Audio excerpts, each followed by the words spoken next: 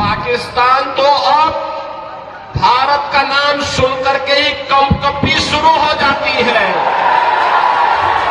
एक आलमगीर आलम थे, औरंगजेब, देश को लूटा था उसने, देश के पवित्र मंदिरों को नष्ट किया था उसने।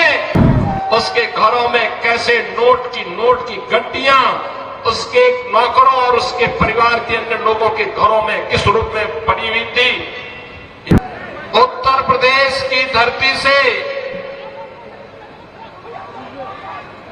शहीदों की इस पावन धरा, भगवान बिरसा मुंडा की पावन धरा को प्रणाम करने के लिए और आप सबसे निवेदन करने के लिए आज आपके बीच में यहां पर उपस्थित हुआ हूं।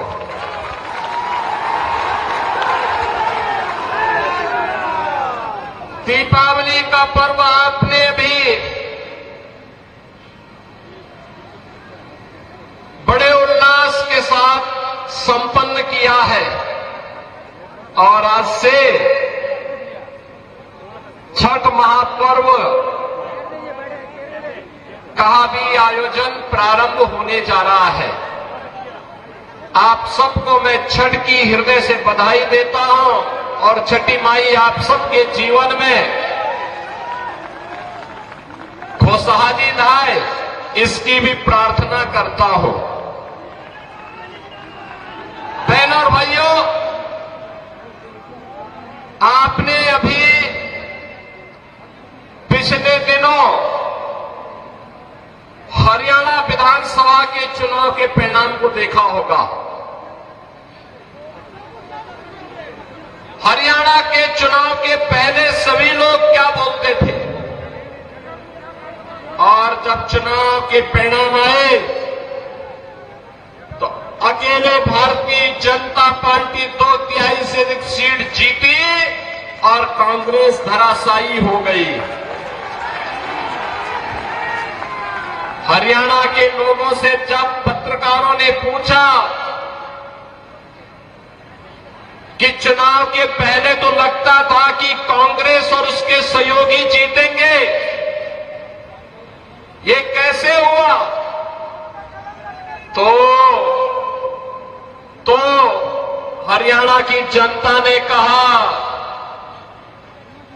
कि विकास, सुरक्षा, सुव्यवस्था और सुशासन के लिए डबल इंजन आवश्यक है और मोदी जी के नेतृत्व में अगर डबल इंजन की सरकार चले तो इस सोने में सुहागा है। इसलिए हरियाणा की जनता ने निर्णय लेकर के फिर से भारतीय जनता पार्टी को विजयी बनाया है। बहनों और भाइयों, हमारा ये झारखंड एकोडर्मा प्राकृतिक संसाधनों से भरपूर है। धरती आबा भगवान बिरसा मुंडा की पावन धरा है, शहीदों की धरा है। देश की आजादी के लिए अकेले कोडरमा से एक नहीं 4 हुतात्माओं ने अपना बलिदान दे करके इस देश को ब्रिटिश हुकूमत से मुक्त करने के लिए अपना योगदान दिया था। लेकिन आज क्या हो रहा है झारखंड में, मैं देख रहा था।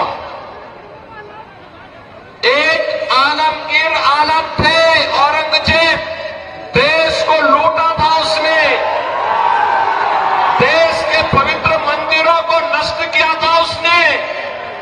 और दूसरा, झारखंड मुक्ति मोर्चा का भी तो एक मंत्री था आलमगीर, जो यहां लूट करके जिसके घरों में नोटों की गड्डियां के गरीबों के झारखंड वासियों का पैसा उसके घरों में कैसे नोट की गड्डियां उसके नौकरों और उसके परिवार के अन्य लोगों के घरों में किस रूप में पड़ी हुई थी।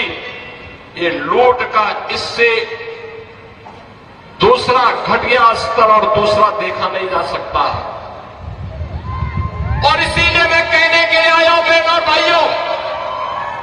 ये चुनाव उसी विकास के नाम पर जिन लोगों ने आपको छला है उसको जवाब देने का एक अवसर भी है। भारतीय जनता पार्टी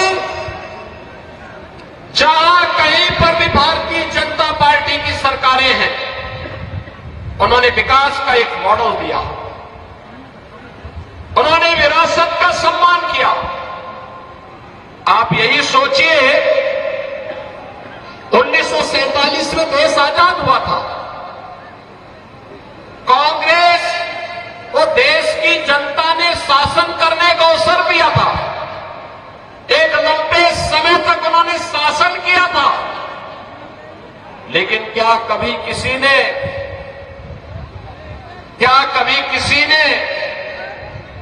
गरीबों के लिए ईमानदारी से कोई योजना चलाई?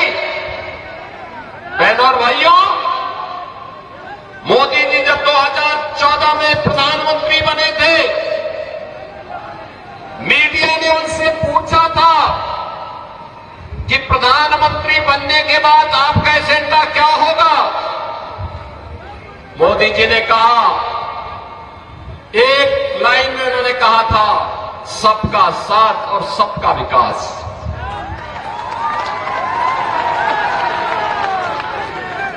जाति, मत और मजहब के आधार पर नहीं, क्षेत्र और भाषा के आधार पर नहीं, बल्कि हर गांव का विकास होगा, हर नगर का विकास होगा, गरीब, किसान, नौजवान, महिलाएं, इन सब का विकास होगा। देश की सुरक्षा के साथ कोई भी समझौता नहीं होगा। देश का सुरक्षा का मॉडल क्या होना चाहिए, ये आज आप देख रहे होंगे। कांग्रेस की सरकारें हुआ करती थी, तब चीन हमारे देश के अंदर घुसता था, और आज आप देख रहे होंगे, समाचार रोज पढ़ रहे होंगे, आज चीन की सेनाएं पीछे हट रही हैं और वहां पर भारत की सेना गश्त कर रही है। पाकिस्तान तो अब भारत का नाम सुनकर के ही कंपकपी शुरू हो जाती है। पाकिस्तान को जैसे लगता है अब जब उसको कहीं सुनवाई नहीं होती तो यूएन में कहता है, उसको सपने आते हैं, कहता है कि भारत कभी भी हम पे हमला कर सकता है, हमारी जान बचाओ। सरकार तो ऐसे होनी चाहिए दुश्मन के दिल को दहला सके, और यही आज भारत की सरकार कर रही है।